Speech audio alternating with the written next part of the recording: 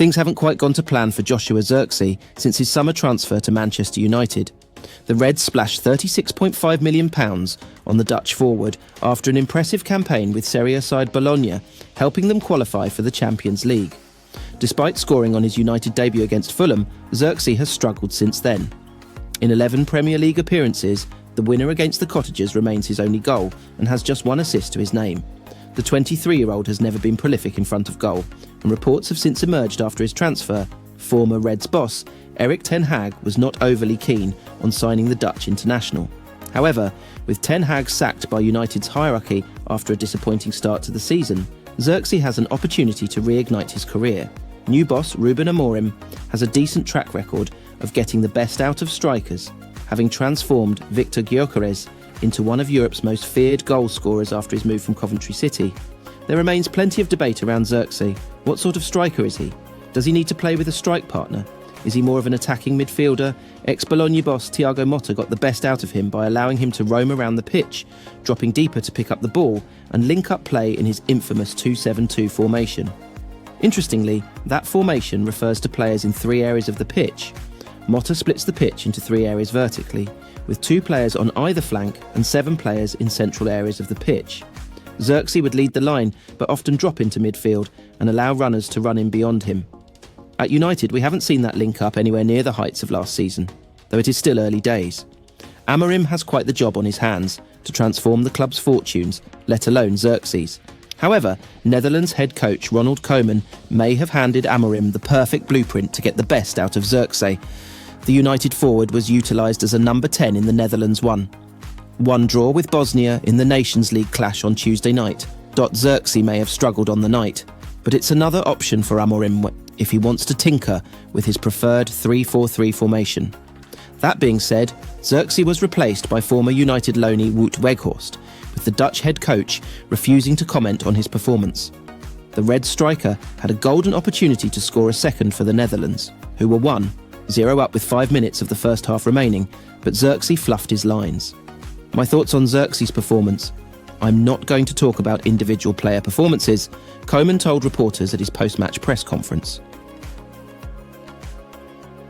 Bruno Fernandes made his return to Carrington today, participating in Ruben Amorim's second training session as Manchester United's new manager.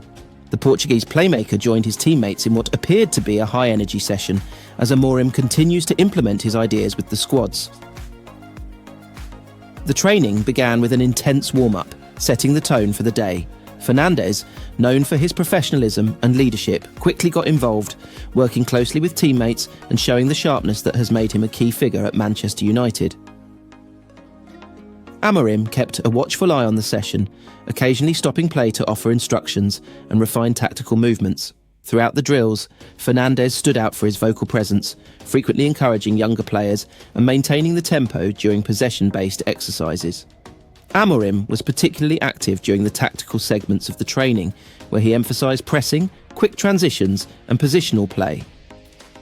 Other senior players, including Marcus Rashford and Casemiro, were equally focused, while the likes of Alejandro Garnacho and Kobbie Mainoo took the opportunity to impress Amorim. The integration of youth players alongside seasoned professionals highlighted the manager's intent to create a cohesive and dynamic squad. Training concluded with a short-sided match that saw Fernandes at the heart of most attacking moves. His precise passes and quick decision-making were a reminder of why he is the team's captain and creative engine. The players left the pitch visibly energised, a reflection of the fresh start under Amorim. Bruno Fernandes' return to training is a welcome boost as the team continues preparations for upcoming fixtures. With Amorim already making his mark, the focus now shifts to translating the intensity and cohesion from the training ground to matchday performances. Marcus Rashford has issued a message after Ruben Amorim's first training session as Manchester United head coach. Amorim was appointed as United's new boss earlier this month to replace Erik Ten Hag. In the Old Trafford dugout, the 39-year-old took charge of training at Carrington on Monday for the first time as he worked with some members of the United squad. Rashford was one member of the United squad in attendance in training after not being involved on international duty this month. The United Academy graduate will be hoping to use the next few days to stake a claim to be in Amorim's first starting lineup as the club's new head coach. United training is expected to ramp up over the next few days ahead of the return to Premier League action this weekend. Amorim's first match as United head coach will see the squad travel to face Ipswich Town on Sunday. With the Amorim era officially underway at United, Rashford has posted a message on social media reacting to the first training session. On his Instagram story, Rashford wrote, "Top session today," accompanied by a picture of himself taking part in the training session at Carrington. As well as Rashford, 9 more United first team players took part in Amorim's first training session. The England international was joined by Kobbie Mainoo, Lenny Yoro, Mason Mount, Amad Diallo, Johnny Evans, Casemiro, Antony, Tom Heaton, Tyrell Malacia and Luke Shaw at Carrington.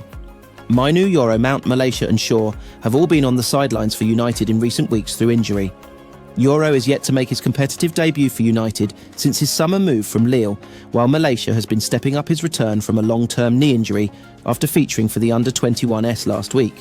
Manchester United youngster Jim Thwaites took part in first-team training on Monday, despite being aged just 16 years old.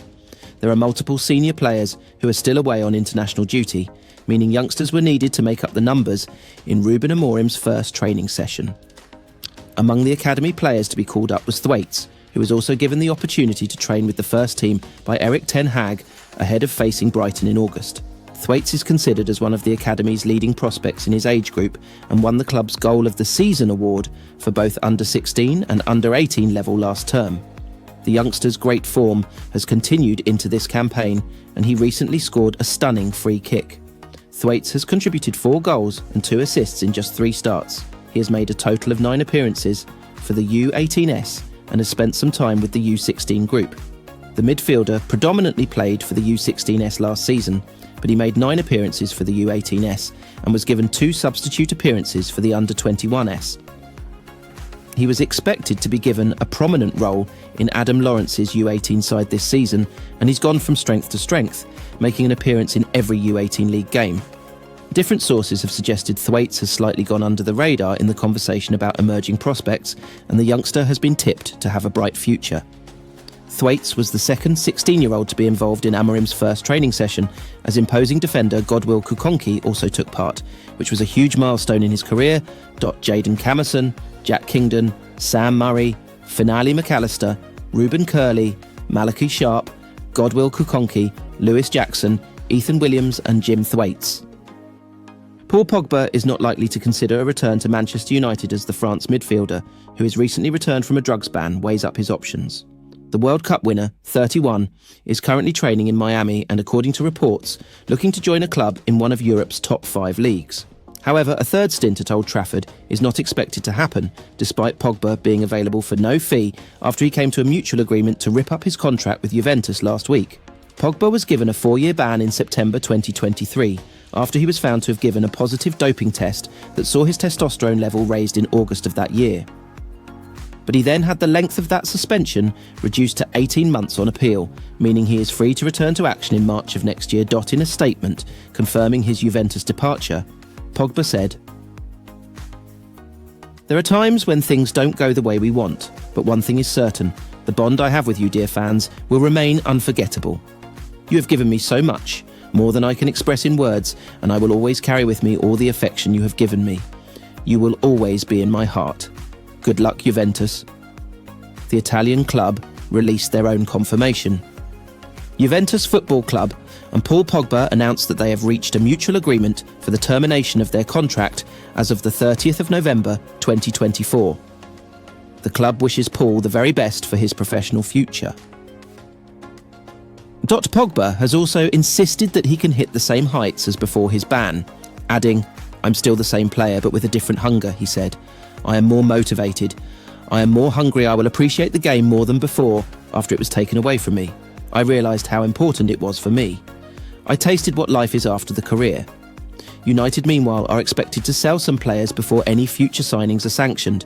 However, new manager Ruben Amorim, who will take charge of the club for the first time against Ipswich on Sunday afternoon, may be determined to reshape the squad left by Erik ten Hag. Pogba's immediate future remains uncertain, but his determination to reclaim his place among Europe's elite is evident. Training in Miami, the World Cup winner is said to be in discussions with clubs across top leagues. While Juventus and Manchester United are no longer part of his story, Pogba's talent and experience will undoubtedly attract interest from teams seeking a seasoned midfielder with something to prove. As he looks ahead to March 2025, Pogba is focused on rebuilding his career with a renewed hunger for success. Whether he achieves the heights of his past remains to be seen, but his journey promises to be one of redemption and reinvention. Meanwhile, Manchester United is entering a new chapter under Ruben Amorim, who faces the challenge of revitalising a squad left in flux after Erik ten Hag's tenure. Amorim's managerial debut against Ipswich this weekend will offer a glimpse into his plans to reshape the team's identity. As Pogba seeks a fresh start, United is also striving for renewal, albeit on a different path. The roads of Pogba and the Red Devils may no longer cross, but both are poised for transformative journeys ahead.